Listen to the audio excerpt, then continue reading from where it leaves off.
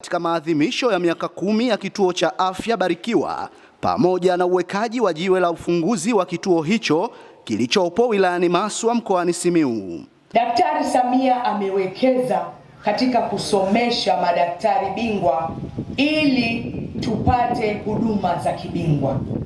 Lakini wana Maswa hatuwezi kusafiri kwenda Mloganzila. Ndio maana tunayo kliniki ya Mkoba na leo wako hapa Barikiwa wakiendelea kutoa huduma. Tumpongeze sana Daktari Samia Suluhu Hassan. Idara ya afya ndani ya mkoa kwa niaba ya katibu tawala wa mkoa tunaendelea kuhamasisha na kupokea maelekezo kutoka kwa Waziri Mchengerwa pamoja na wewe katika kuhakikisha tunaendelea kutoa huduma zenye viwango, lakini pia na kuzingatia mkataba wa utoaji wa huduma baina yetu sisi na wananchi. Mkurugenzi wa kituo cha afya Barikiwa anaeleza ushirikiano wao na serikali katika utoaji huduma za afya unavyowezesha wananchi kupata huduma bora katika wilaya ya Maswa.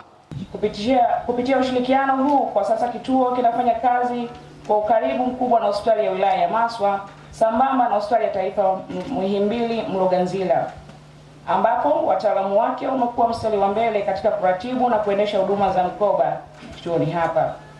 Na hata hivi sasa, Mheshimiwa Naibu Waziri, wataalamu hao wanatoa huduma hizo za kibingwa na kibobezi kituoni hapa.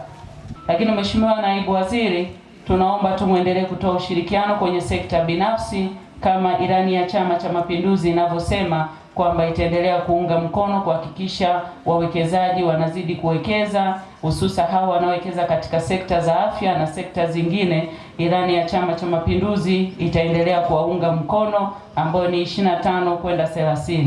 Daktari Samia Suluhu Hassan anataka kuona wawekezaji wote wanapewa sapoti na chama kitaendelea kuwaunga mkono.